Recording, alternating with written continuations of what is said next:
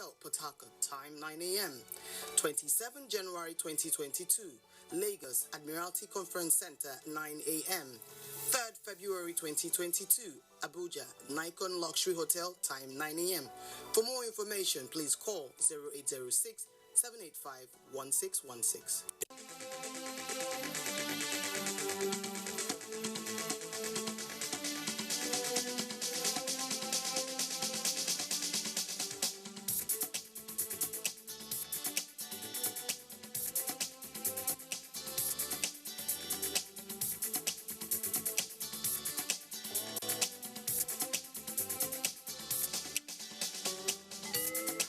NTA Tuesday Live, a network issue-oriented innovation talk show. Thanks for staying with us. And of course, this is where you can get to be part of the discussion. The numbers will be on your screens, and you can take advantage of these numbers and call in and ask a question or make a comment. Guests will be willing to take on such issues as you might raise. But just remember that if you're calling in and your call gets through, turn down the volume of your TV set. That's the way to avoid the hurlback or the echo. And we also like to encourage those who would call in not to waste time on greetings. Just a mere hello would do. And we also encourage people to go straight to the point, make their contribution so that others can also get on the platform and air their views. So welcome to this second segment of Tuesday Live. It's about corruption, how the fight against corruption by the agencies fared in 2021 and what Nigerians are expecting in 2022, a step up of the activities and a reduction generally in corruption. So we start off this segment with another report, this time coming from OKA. Corruption has been a cankerworm that has eaten deep into the fabrics of many nations, including Nigeria. To curb this menace in the country, Nigerian government, led by President Muhammadu Buhari, vowed to fight it to a halt. This corruption fight by the anti-graft agencies, especially in the present administration, has recorded great achievements in the areas of recoveries, especially proceeds and assets.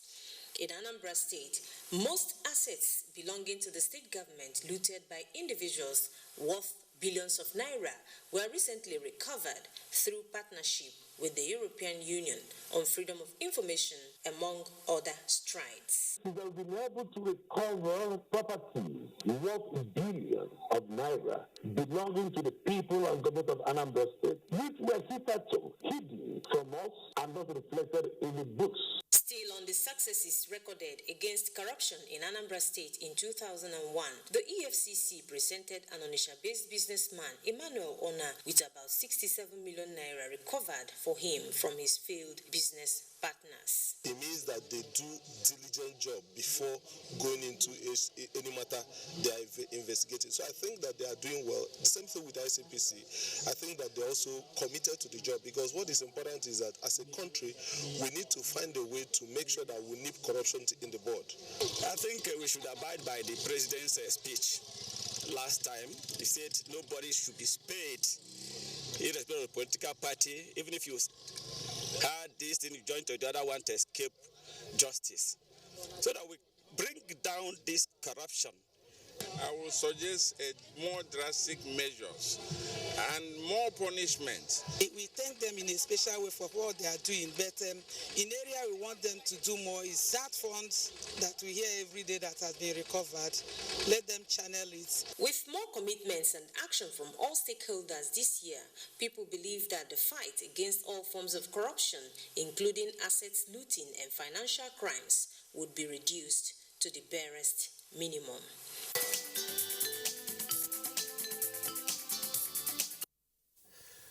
All right, let's return to the studios, and Nasara, we're examining the other aspect of this, cases where Nigerians follow closely anytime someone has been accused of corruption, especially when it pertains to public funds. And at the end of the day, they can't get a conclusion because they think that only the small fries get taken down and the big fish can afford to get those cases to go on and on and on and on until at some point it probably becomes an exercise in futility, and so much is expended on trying to bring people to book. I share that sentiment as well, because if you go into the examination of what has been going on in recent years, for example, there are hundreds, I can say without any mistake, of the reports of various investigations and inquiries conducted by the National Assembly, which have become difficult for the executive to implement. That is one.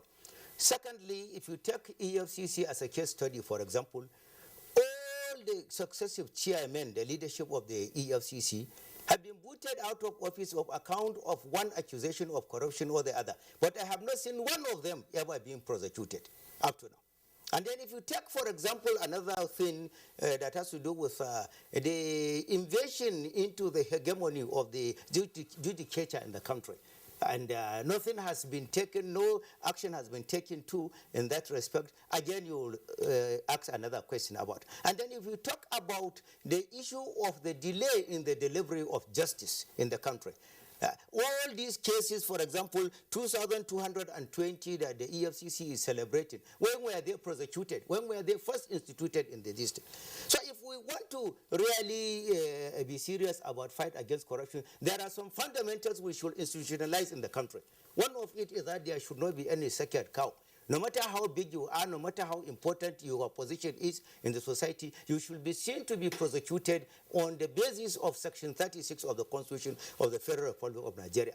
And then secondly, the National Assembly should be patriotic enough to pass some critical legislations. For example, it is imperative we should have anti-corruption court in the country. It is imperative we should have cyber crimes and anti-terrorism courts in the country. It is important too we should have a political offenses tribunal in the country so that we would not have political cases really serving as bottlenecks to the successful prosecution of regular cases in our courts, especially at the level of the Supreme Court. The congestion of cases there is really too much because you can hardly get a case instituted and then you get it even to get even the date for the commencement of the hearing at the Supreme Court without it taking 10, 20 years. Because of the congestion there. So it is important as well we should consider the provision of Section 12 of the Constitution that says all treaties, all agreements, whatever is it, signed for Nigeria either by the President or any diplomatic officer will not have the blessings of the enforcement of the law until it is taken to the National Assembly, precisely the Senate, and then you get 2/3 of them signed as a means of domesticating those treaties and agreements for the benefit of Nigeria.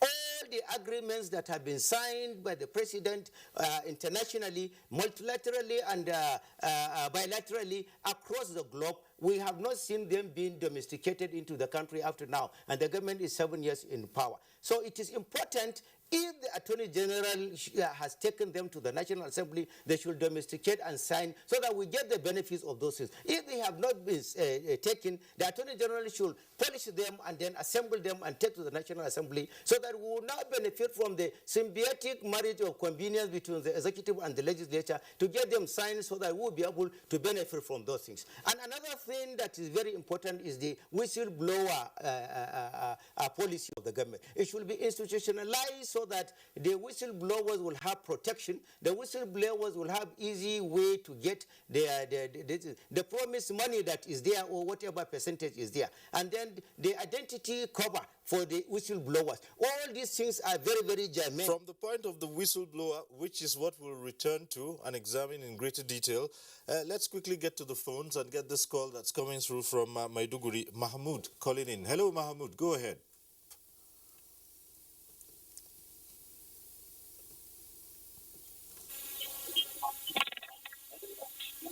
Hello, good evening, Mr. Christopher. Good evening. Go ahead. Thank you. I greet you all, and I just want to add a little more to what my favorite and say Minister of the World, that it's very good if the federal government will make it visible the cost on the cyber security especially the cyber crime aspect of it, because it's no longer a news that most of the youths are now engaging in such offenses. So I mean, it's just businesses. So if the federal government will institutionalize and make it mandatory upon all the other judiciary, I think it will go a long way in reducing the cyber crime of this country. All right. Thank you very much, Mahmood. Let's quickly go back to the studio. And Dr. Daniel Bwala, you had the very interesting matter that Nasra just introduced, the whistleblower policy. Many Nigerians will tell you that when that first came in, it was celebrated and it looked as if it was catching on. But again, would you say that much has been heard about this whistleblowing thing of recent? It brings us all back to the reason why we look at sometimes the slow-paced nature of the anti-corruption fight, and rightly, as you've mentioned, the case of whistleblowing, because it operated as a policy and not as a law. So it encountered a difficult, a difficult, do I say attack? Because at the beginning, like you rightly observed, it was successful. People were coming out to bring intelligence information about people who have been involved in corrupt practices. In fact, at some point, EFCC was even involved in rewarding the people. But I know for a fact that the whistleblowers bill and the witness protection is in the National Assembly. So we have not had it passed into law. Assuming we have it as a law, then the man who brings information relevant to the arrest, investigation, and prosecution of a suspect in court, for example, will be protected by law. And if some of the reward system of the policy, if it is legal, and then the person who brings information can enforce his right, assuming he gives information that leads to the arrest of someone, and then the commission are not forthcoming in terms of playing their part in giving him. So that is one. And again, like in the course of our conversation, some others have raised the point that it is better we focus on just getting the money and forget about the people, because the more people will get convicted, the more we find people involved in corrupt practices. I hold a different view to that. The hallmark of anti-corruption fight is, one, to recover the looted funds, and two, to get the people convicted. And the idea behind conviction is that so that people will know it is not a joke. And in Nigeria, if you are convicted, there are certain privileges you don't enjoy. Political positions, for example, you cannot have for a period of time. There are certain privileges in other relevant laws that it says part of the prerequisite or requirement is that you must not have been convicted by the competent court. So conviction is important, and the success rate of EFCC is quite successful. Now, as to the regarding the big fish you talked about, Dr. Cyril, you see, the fight against corruption is designed to be a government approach. And when I talk about government approach, I'm talking about the executive, the legislative, and the judiciary. It is meant to be like that because it is a national security issue. But the problem we have is that the executive can commence investigation. They can even arrest somebody and charge the person to court. At the time the case goes into court, it is no longer in the powers of that anti-graft body prosecuting. It is now within the premise of another branch of government. Now, you cannot, again, blame the judiciary sometimes because, for example, in England, a judge sitting in a matter in a day probably has about 5 cases. And the cases are designed with time. So the idea that everybody comes to the court and then you get your case mentioned is not there. A, B, C, your case is around 9:30 a.m. The next person, his case is around 11. And these judges have technology devices that help them in administering justice. In Nigeria, I can tell you that a judge that is hearing a criminal case or corruption case probably for that day has close to 17 to 19 cases that he must listen to them. He must conduct his process. To please hold it at that point. Let's get this call in and then we'll return to you to pick up from where you left off. Samuel from BENUE, go ahead.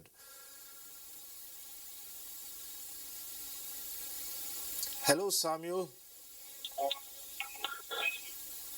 Yeah, good evening, the panelists. Yeah.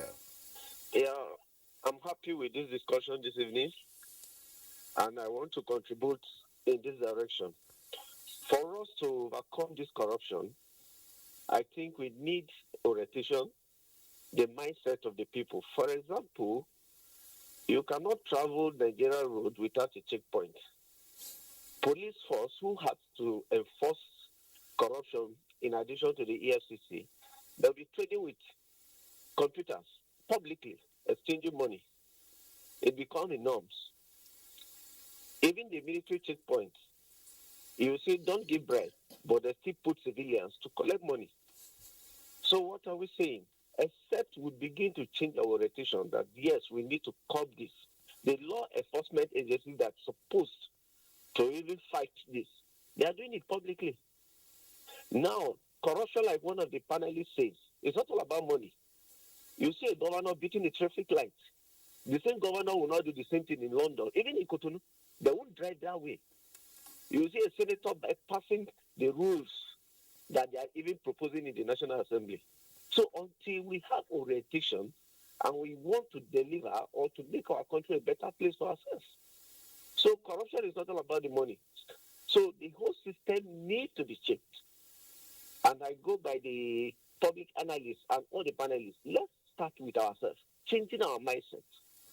So I don't know, it's only God, but if Nigeria police will be reformed and changed, corruption will be cut down in Nigeria. Thank you very much. All right, thank you very much, Samuel. Let's just quickly return to Dr. Bwala. You were talking about officials being swamped by the number of cases they have to handle. Difficult for them to determine that high-profile case that the Nigerian public is expecting that within a short period of time it will have been determined. And so you may look at the executive and blame them, but remember it is right now in the precinct of the judiciary. And then you cannot also blame the judiciary because of these factors I've mentioned. We have not even talked about funding and the rest. And then a lot of discussion has come up and people have raised this issue of orientation. Let me just respond to that. A Nigerian that has lived in America, has done very, very well in America. He abides by the law of America. He is a law-abiding foreigner in America. Suddenly, the government of Nigeria gives him an appointment, and he comes to Nigeria to head an agency and directly falls into corrupt practices. Do you say this kind of a person lacks orientation? I think the reason why because an average Nigerian knows that when you steal, it's a corrupt practice. But I think the reason why people go into it is because the mechanism for dealing with that kind of offense they know is flawed. The governor who steals the public funds of that state knows all he needs is to hire a very senior lawyer, and all that the senior lawyer needs to do is to delay the matter in court. So somebody is charged to court, application for bail is made, the court refuses the application, he goes to Court of Appeal. From Court of Appeal, he goes to Supreme Court. This period might be up to 2-3 years. Then they finish with the issue of bail and come back to the same charge. And the lawyer sometimes, not in all cases, all he does is continue to delay that so that the governor or the president that is an anti-corruption driven personality, they will say after 8 years he will leave the scene and another person will come. So you frustrate it, and after 8 years and he leaves, the next one comes, probably does not have the strong will to fight that corruption. It is cyclical and a lot is involved. I don't think it is orientation. Go back to Jos now, and Professor Alemika, there's so many ramifications to this, and you started by pointing in the direction of all kinds of corruption. And again, Nigerians look out and say, look, people get away, and probably that's why you may never succeed in bringing it down to the level that everyone wants. And of course, there's also the other angle of it, which Professor Osumbo pointed to. You hear Nigerians now say, well, communities have their own thieves. The bad one is the one who belongs to the next community. So when people are found wanting, their community, their local group come up and say, look, he's ours, and it's the resources are ours. So what's your business? Siri, thank again. I think colleagues on this program had pointed to different directions. I believe, first and foremost, there is what I would call value against corruption being rapidly eroded rather than being a legacy. I'm not one of the people who believe that Nigerians are inherently corrupt, but we've seen a worsening circumstances of corruption. So that means there must be some economic, political, and social factors that is driven this. And for me, is that our values are no longer strong, such that they serve as repulsion against corruption. And one of the reasons for this is the fact that over the years, there are very limited opportunities. We've seen a decline in the productivity of the country. And as long as there's scarcity, and the available resources are not even being equitably distributed, people are going to be scouting for illegitimate means of acquiring whatever is available. So I think we need to also relate back to our level of productivity, because when we talk about other countries, it is because some of the issues we need to grasp with are not there. And of course, where there are scarcity, we find a lot of those corruption in those places. But I also want to point out, when it comes to enforcement, I think Mr. Daniel Ebuala has raised quite a lot of interesting points. Like I said, for me, law is a last resort tool. When a society is depending on law to enforce behavior, then there is a big challenge, because law is not an effective or efficient way when corruption, a behavior has become very widespread in society. So I think also an area which it be pointed out is about how do we really enforce the law. I think the person from BENUE alluded to this. The current mechanism for enforcing the law is way centuries backward. And every time there is an attempt that you are then happy that some improvement is being made, is then turned to a venue for corruption. I give you an example. I travel fairly often between Jos and Abuja. And at a point, the road safety introduced POS, so that when you are stopped and then there is an infraction, you can actually pay for that, for the fine right on the spot there. That is actually creating disincentive for corruption. Compared to that situation where somebody is coming to Abuja from Lagos, he stopped in somewhere in Osun, and then of course they're telling him, oh, when this happen, you pay when you get to Abuja, and then you come back and take your license. The person scratches his head and said, can't we settle this? So we need to begin to use some of the technology to enforce the law, so that citizens who really want to own up for their misbehavior can actually say, oh, I'm sorry, I beat the traffic and I've been billed, I'm going to pay. But when you introduce inconveniences, there's a problem. You are in Abuja, and I'll give you two specific. Luckily, one was exploded, recently. I spent a year, in Abuja on a sabbatical, and I can tell you 2 points where traffic corruption is endemic. About 3 of them, really. I don't know Abuja very well. At Barnet Junction, that's one place. At the roundabout somewhere where you come from Zone 4, actually Zone 4, I think it's NEPA office, they say it's around that place. Then you come to Area 11, just as you branch into Zahad.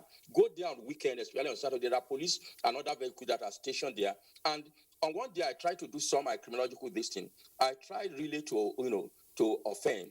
And what were they negotiating? You go for psychiatric tests, you go this, and it will amount to 70-something thousand, and you will not have your car for a number of those days. Do you really want to go through this?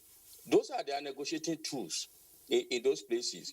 So why will, for example, road safety require every traffic offender to go for psychiatric tests? Whether, of course, sometimes they deny and say it is a drug test. These are the kind of things also that, trying to inflate corruption, because we're making conformity even difficult in some cases. Another area, of course, is the governance system. There are people who believe they are above the law. Again, I live in a province. Jos is a province compared to Abuja.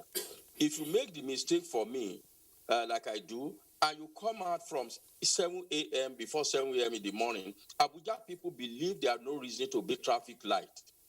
If once it is 5 o'clock, they believe there is no reason to obey traffic law. And these are the point when, of course, people who are supposed to enforce the law also disappear from their respective places. Fine. So I think all these issues need to be tackled if you want to really deal with corruption. Using some technology where it reduces human to human contact, and of course, it costs to have bad behavior.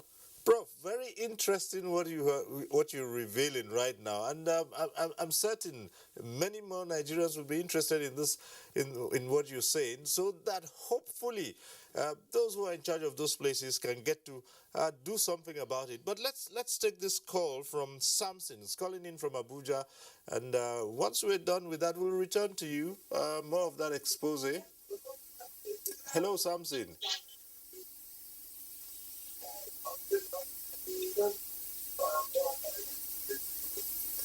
Is Samson still on the line? Hello. Hello, sir. Siristoba.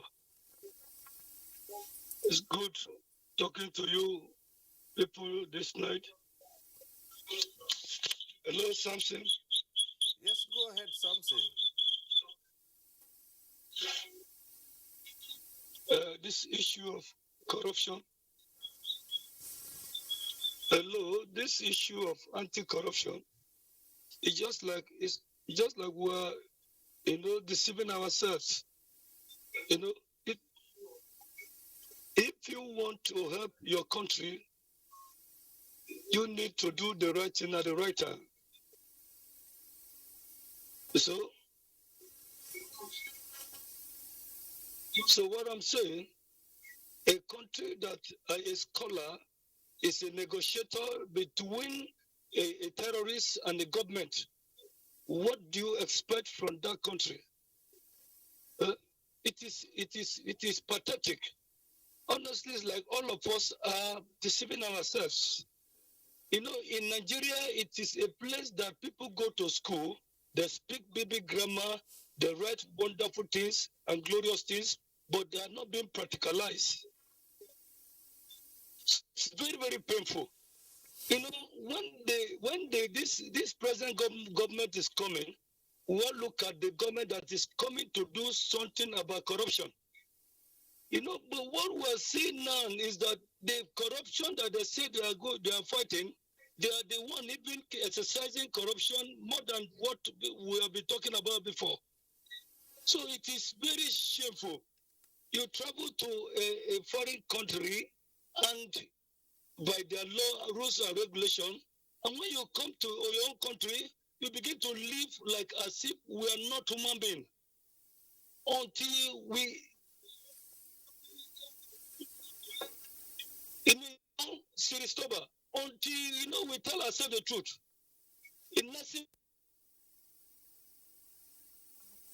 Okay.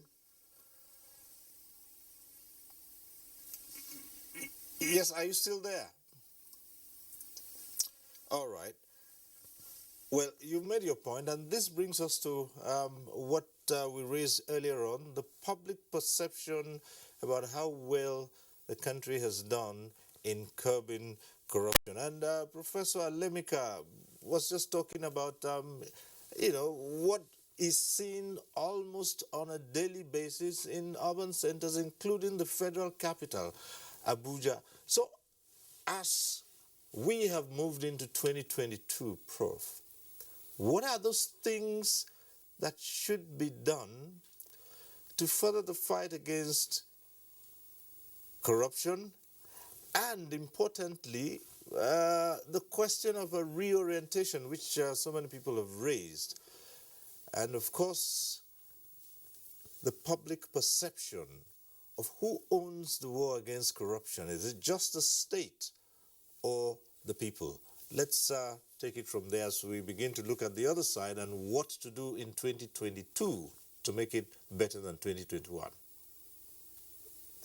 Okay, Cyril, I think we need to be more strategic.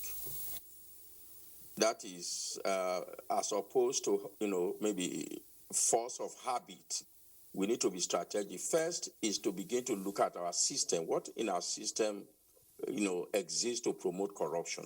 We talk about transparency, accountability. We talk about processes. We talk about rewards, both positive and negative. We need to, look at these very seriously again. Then once we are able to deal with those ones, and in this I'm putting law together and institutions, then you move on to capacity to first, if it is prevent, your capacity to build prevention through enlightenment, through reorientation, and then of course we go through enforcement, which has two dimensions.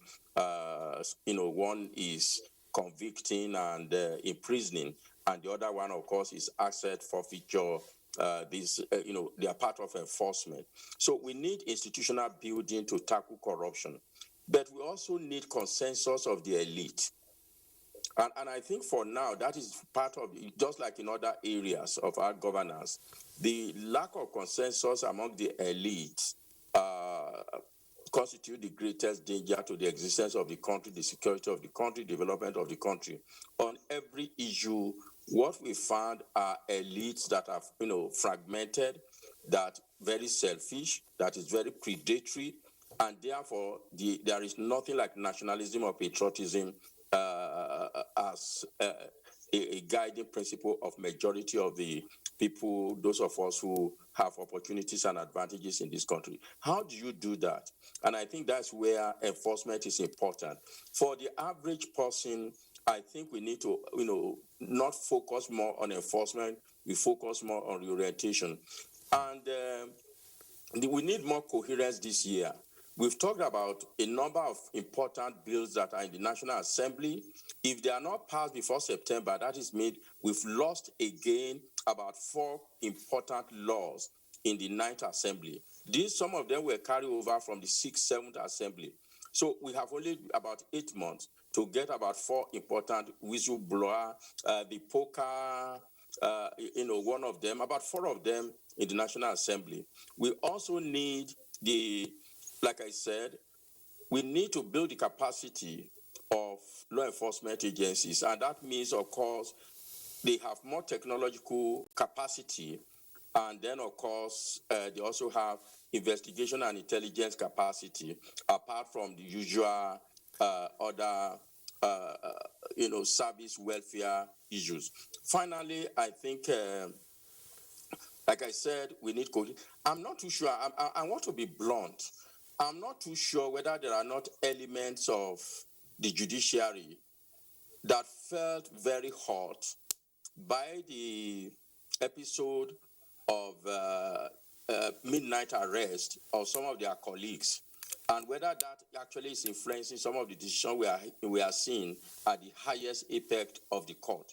If that is the case, I think there is need for the 3 arms of government to come together and act in the interest of the nation, rather than in terms of their respective vocation or respective self-interest. So let me yield to other people to contribute to what I think they need to do. But I think for me, there is no coherence, and I think that coherence has to be built.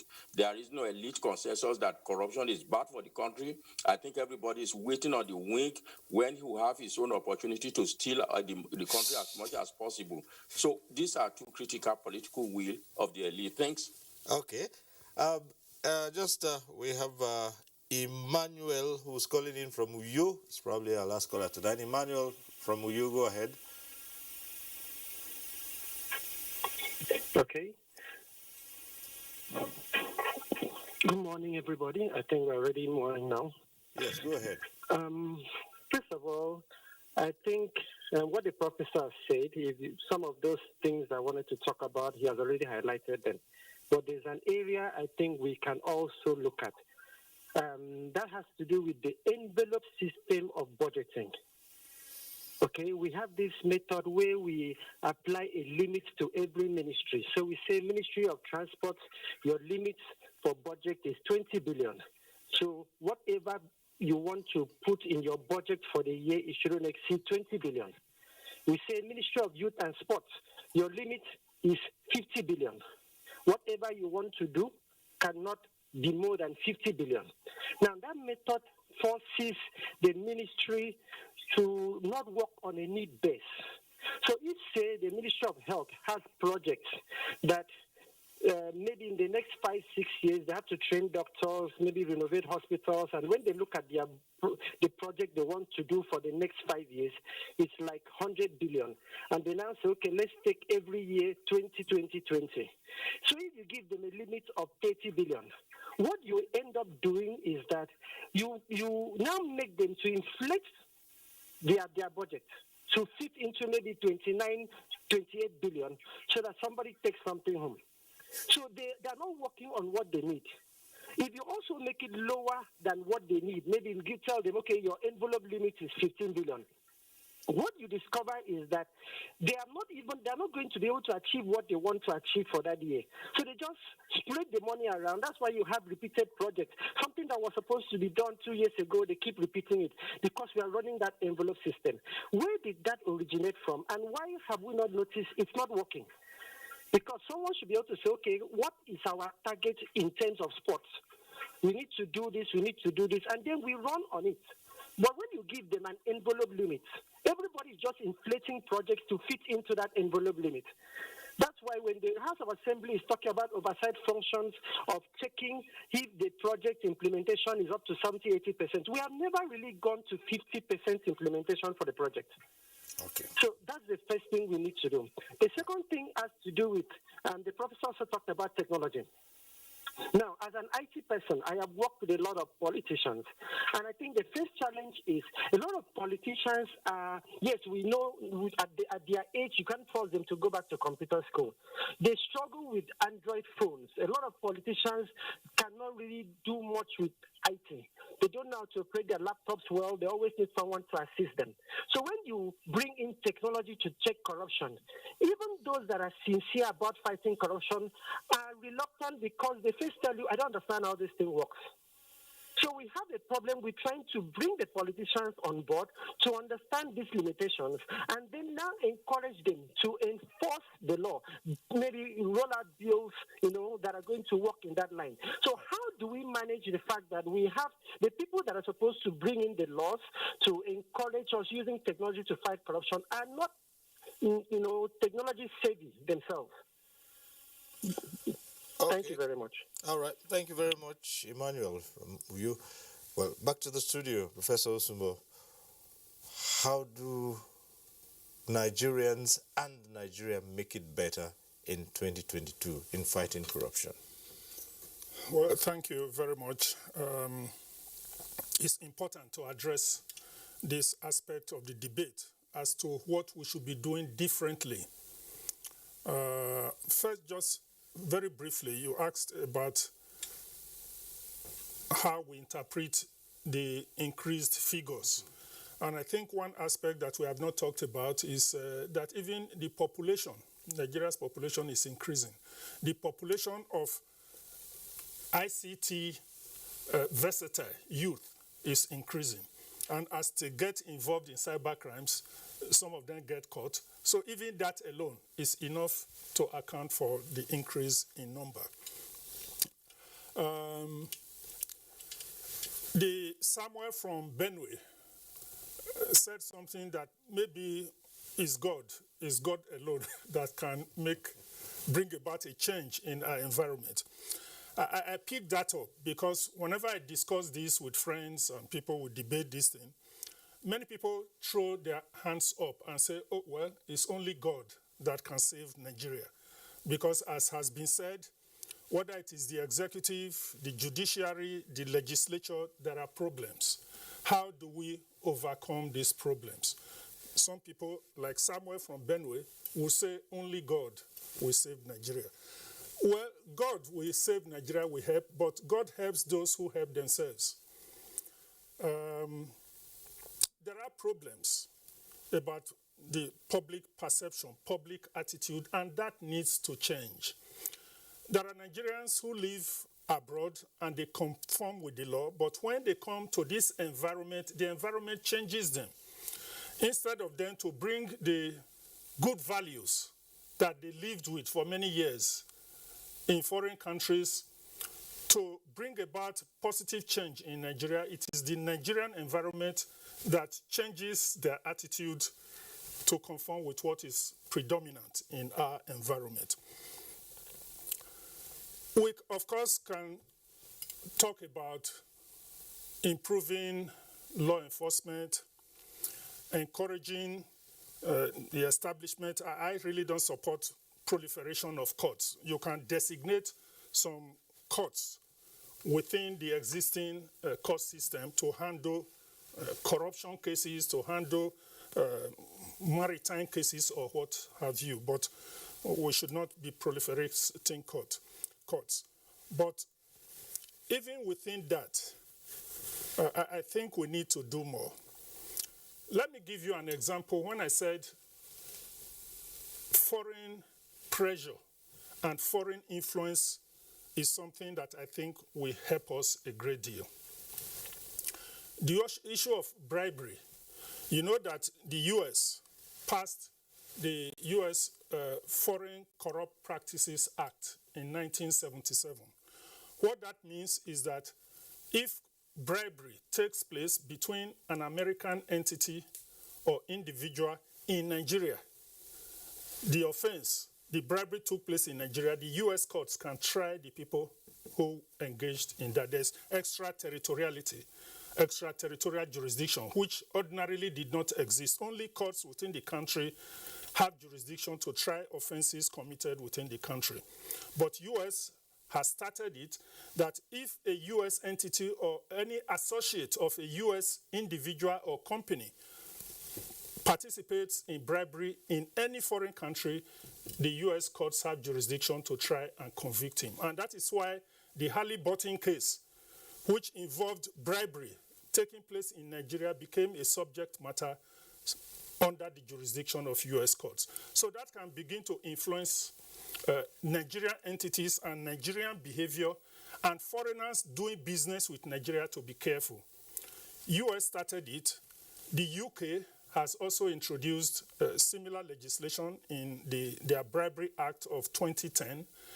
And some other European countries, the OECD has a code talking about Nigeria's implementation of these international conventions. They've been doing a lot, like the African Union Convention for preventing and combating corruption. A lot of the elements are involved, are captured in an ICPC Act. So these are the kind of external influences that, and the compulsion in it is that the Nigerian entity will not be able to do business with a foreign company unless they put in place systems to ensure that bribery or corruption or whatever does not take place in Nigeria. If they do, even the Nigerian here, if he travels to the US, he will be arrested there and prosecuted there. And this international system will ensure that every country puts in place measures to eliminate bribery or corruption, just as they have put in place measures to minimize money laundering and financial crimes. That, for me, is something we can do for ourselves in addition to God helping us. Okay. Dr. Gwimi. I think I agree with you in totality. Yeah. You see, in 2022, I think what we should be doing differently, especially in areas of asset declaration, is to open this thing up. Like in 2021, we've seen an upsurge in people complying and declaring their assets. This is due largely to the orientation that is passed down to public officers and political office holders. The Bureau is thinking of deploying an online asset declaration, and that will help people who are finding it difficult to declare when it comes to paper usage of the declarations. Speaking of which, how about simplifying those documents that need to be filled? Because one of the things you hear people say that it's so confusing and difficult, and people need extra help in completing those Absolutely, forms. I agree with you. Even those of us in the business of asking people to declare assets, sometimes you have to really look at it very well before you do it well. And that is what you heard the other speaker say, that TUGA has assisted CCB, and with CCB together, we have a manual now, an explanatory manual. That manual will explain step by step how to fill this form with ease. And by the time we deploy it online, again, the explanations will be there. If a question is asked, for example, you have declared a particular asset and we're asking you, how did you acquire the property? Ab initio, the person will be confused, and most of the answers we see there is, I bought it. But that is not exactly what we are looking for there. I bought it cannot be the answer. We want to know the source of your funds before buying that property. But with the explanatory manual, I think that will fall in easily. Then, of course, with the verification aspect of it, which is also a very difficult aspect of it, and then I told you ab initio that I wouldn't like to go into lamenting, but somebody raised the issue of envelope. If you look at the budget for CCB this year, it's something that will make you shed tears. We have like 36 states of the federation, and sometimes it's like 35 million that will be given to run those states. How do you share the money with the FCT and everything? Then this year, the Bureau insists that it's going to carry out verification of assets, and any moment now we are going to start that. We have selected PEPs that we are going to verify first with the help of sister agencies, because we are collaborating seriously, information sharing. NFIU has provided information to, and we're going to use that so much. There's plenty work to be done. These assets are not only declared in Abuja, for example. Assets are scattered all over. You pick one person, you find that he's got assets in almost half the number of the states we have in the federation and in the diaspora. How do you start verifying those assets if you are really serious in fighting corruption? If you don't verify them, you are not really going to get anything. That requires serious funds. Okay, the agencies fighting corruption, for example, the dedicated ones that you keep talking about, if you look at the salary parity between the agencies and the workers, it's something again to look into. So the budgetary aspect must be improved in 2020. Well, I wouldn't know how in 2022, if we must go beyond what we have achieved in 2021. All right. So let's go over to Benasara. We're winding down and looking at what can be done differently in 2022 to tackle corruption. We should inject principles of sanity in the way we go about fighting corruption. In other words, we should make it an ethical matter in such a way that the families, the religious bodies, the communities, the traditional institutions should be made to take stake in the fight against corruption. It should be a matter of general evolution, general revolution and change of the way of life of the Nigerian citizenry. And we can only do that when we start with those in charge of authorities. Those in charge of authorities should be divorced from the two major problems, the problem of nepotism and problem of impunity. These things should be cleared from their mind first. Otherwise, they will not be able to do it. If they clear these things from their mind, then we will apply principles of natural justice, equity, and fairness as provided in sections 14, 15, 16, 17, 21, 23, and 24 of the Constitution of the Federal Republic of Nigeria, on the basis of which we tally it with section 36 that says nobody is above the law, and then we see the situation whereby no matter how powerful you are, how important you are to be subjected to the penalties of anti-corruption when you commit any misdemeanor in Nigeria. That is my closing remark. And for Dr. Daniel Bwala, what should we be doing differently? I think that EFCC developed a strategic objective for the year 2022 and beyond, where they're looking at the issue of improving on the systems for detection and preventing corruption. And I think we spend a greater part of tonight talking about prevention, which is key, because if you deploy technology and you increase your capacity to, work on systems, then you will reduce the tendency for people to have to steal before you then charge them to court. Another area is the intelligence-driven investigation. The longer the case lingers in court might be the evidence of a product of investigation. And of course, in investigation, when you hear that investigation lasts for 5 years, 6 years, or 7 years, in most cases is when people are hunting for evidence that will lead to the prosecution of that individual. But when the when the investigation is driven by intelligence, you then begin to apply some of the systems they introduced, like the Eagle Eye app. Of course, you gather intelligence from there. And then importantly, the collaboration between sister agency, different platforms. This is one area we have problem in Nigeria. But lately, we are seeing improvement in terms of cooperation, because by the time every agency stay close and exclusive and not opening up to the others, especially in the area of intelligence sharing, then it becomes difficult for us to nip it in the bud. And then lastly, which is, I think, very important, is that we have consistently, over the years, refused to deploy this idea of plea bargain, because it is often believed that plea bargain in Nigeria cannot work, that somebody is going to siphon the money of the government, or it cannot be trusted. If you look at Administration of Criminal Justice Act, it lays out the procedure for plea bargain. The judge supervises the plea bargain. And because when you do investigation and you don't have 100% evidence that will nail the person, or when you see that our judicial system is so weak that you can't achieve so much within a short time, but you have evidence enough to engage the suspect on plea bargain, I think in 2022, if we deploy that, maybe the income that we're generating, the recoveries, might be triple or even more than that. On a final note, this program has guests who are legal minds, and I just like, in just one sentence or two, if you can just express your thoughts on this. People say, yes, you have all kinds of ways you can fight corruption. There's one which many Nigerians, either rightly or wrongly, believe should be taken seriously, and that is to ensure that there is stiffer penalties for people who are found wanting. Dr. Boala, what do you say about that? If you look at our laws, they are replete with punishment. Some 7 years. So you see, they are replete. But the problem is the time it will take for you to secure the conviction. That is the challenge.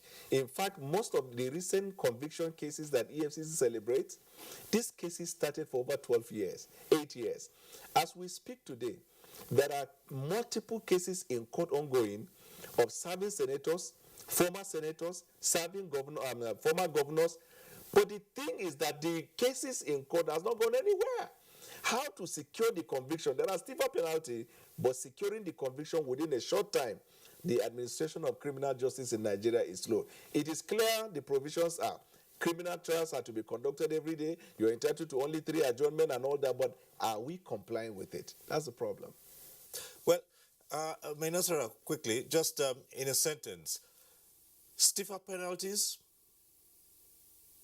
There's nothing wrong with the assemblage of the jurisprudential assemblage of the penalties in Nigeria is not the problem. The problem has to do with their mindset. People are putting the parochial interest over and above the patriotism, the discipline. They are not taking their responsibilities as beacons of service. People are looking at it from the angle of self-benefit, not from the angle of the societal benefit. So long a lawyer, a judge, a prosecutor, or whosoever is involved in the administration of justice is not thinking of it as a trust, is not believing that ultimately he will be accountable to God, or if not even here. So long he is only thinking about it from the angle of the personal gain he will make out of the entire legal processes, so long we will not get it. Right, thank you very much. Professor Alewika, well, this is where we'll end it, but just one word if you were to chip in. If I said to you, longer prison sentences, would that be part of what you would agree to? No, I think it's an established criminological fact that the severity of sentence itself does not deter, as much as when you have certainty that when you commit a crime, you will pay for it. So, and that means efficiency in detection, efficiency in arrest, efficiency in prosecution, and enforcement of sanction. That's what is important. All right. Thank you very much, Professor Alemika, for joining us on this discussion. Joined us from Jos. We thank you for your thoughts here, and we just say have a good night's rest. Even though it's morning, it's still in order to say have a good night's rest. Thank you. Okay, and Professor Osumbo, it's been interesting talking with you here, and we'd like to thank you for sharing your thoughts with us. Thank you, Cyril. It's been my pleasure. All right. Let us also say a big thank you to the Director of Investigation from the Code of Conduct Bureau, and Nigerians can look forward to you verifying more of these declarations. Thank you for being with us. Thank you, Cyril. Thank you. All right. And thank you to May Nasara and Dr. Daniel Bola. Thank you also for being here. Thank you to you too for being part of this discussion. Next week we'll be back with NTA Tuesday Live. I'm Cyril Stober. Continue to stay safe.